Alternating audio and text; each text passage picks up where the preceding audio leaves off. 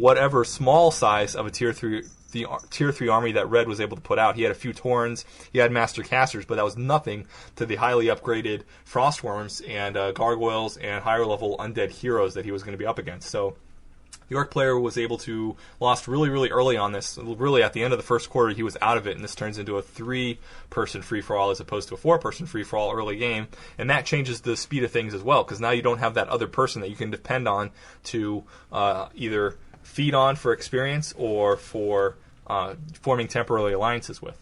So Red goes down really quick to Perp, and Blue was actually fighting Nublex, the orange Night Elf player, on the right side of his base there. Now, if you look at Nublex's base right now, we're paused at the 30-minute mark, so you guys can check it out. But his base, even at this point, is in a really good build, and it was just like this in the first quarter as well. He has got a lot of Moonwells on each of the main entrances that he could be hit on. He could be either hit on the left or the right side from a ground army, and obviously the air army could just fly right over in through the middle. But he's got lots of Ancient Protectors behind the Moonwells, and this allows it to make really tight little entrances where melee people can't get in. So it's going to be hard for the undead heroes to get in there and either support the flying army, their air army, or to be able to get in any ground forces, because there's really there's two big choke points to getting his base. And if you want to go in there, you're going to be taking some big hits on those Ancient Protectors.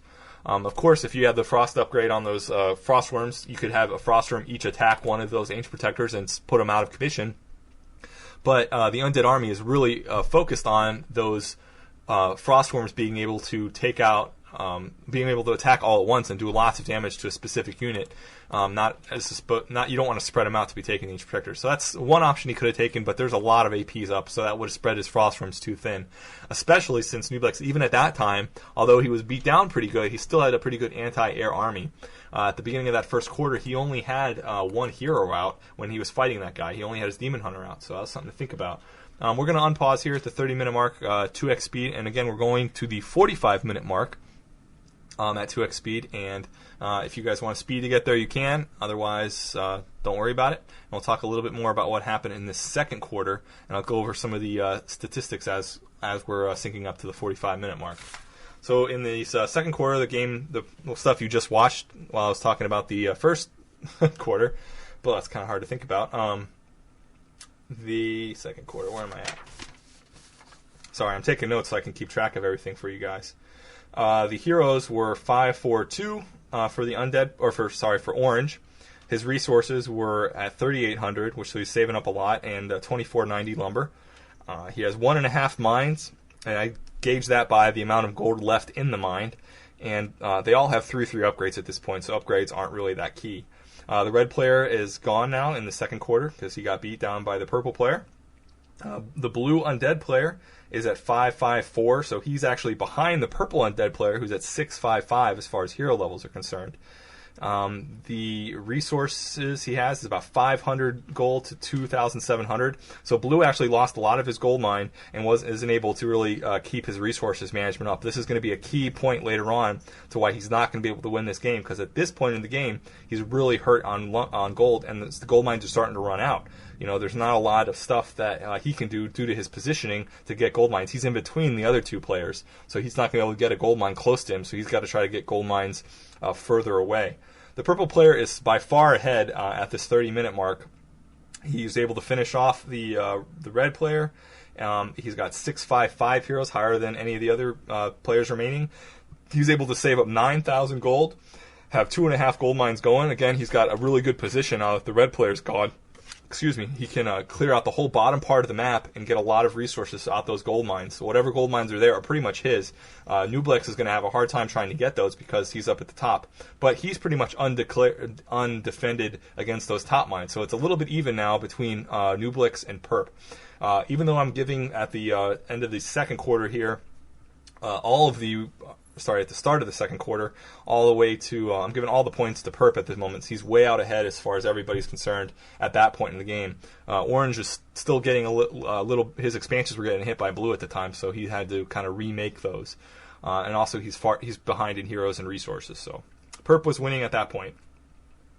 They both fought. Yeah, both of the undeads actually tried to fight in the Nublex's base, and like I said, that base design was perfect. They fought at different times, but pretty close to each other afterwards. Like Blue fought, and then he left. He was forced to TP, and then Perp came in and was like, "This is a crazy gold mine. I don't want to have to invest in this, or invest in trying to fight this off." Real quick, since you're watching the third quarter here, and I'm talking about still the second quarter. Not a lot of stuff happens in here, so it's really not a key point of the game. I'll mention it a little bit because I'm going to go really quick past it, but there's no big fights happen. There's a few battles over the expansions, but that's it, and that's pretty much all I'm going to talk about for the third quarter and how it happens. We will look at everyone's resources at that point, but still nothing to look at. Again, we're looking for the 45-minute mark to pause that and to give a quick little recap, and then we'll talk about the next quarter, which is the most exciting quarter, and we'll talk about that while it's happening. Wow, so there, it ended up working out somehow. Let's see what happened more in the second quarter. Like I said, they both ended up being pretty much even. So talking about Orange and Perp being even, and Blue's trying to do what he can to secure a gold mine at the far ends of the map, and both players are actually letting him do it for a little while. Being that Red's completely gone, he's got an expansion. Blue was able to get an expansion up on the bottom left corner and the top right corner, and both players kind of said, okay, he can have that. That's okay at this point, because I think both players know that Blue is the weaker of the players. He is the... Let's look at the rankings, because I think he was ranked 3rd out of the 4th that we're playing here. Yeah, he's ranked in 7th position. The purple player, who's actually doing better in this game, was the lowest ranked player on the FML charts at 14th place. But that just goes to show you that it's all those late game decisions and game decisions you make throughout the game that are really going to affect how often you're going to end up winning and how good you do. Actually, I don't really know how the FML system does its rankings. It might do it based on the amount of points you have at the end of the game. Calculated by whatever Warcraft does, how many army units you've killed and things like that. So I don't know exactly how it's done. Maybe I should read into it.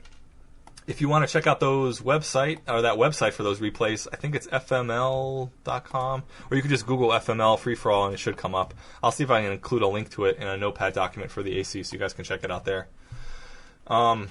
We're almost at the 45-minute mark. I'm just going to skip ahead to the 45-minute mark so we can talk a little, get ready for the big part of this audio commentary, the 45-minute mark, 45 to the end of the game, the last quarter, which is where all the action's going to be happening. I kind of got the idea to do the audio commentary in this style after watching, like I said, football games. It seems the commentators of those games, obviously they're not commenting...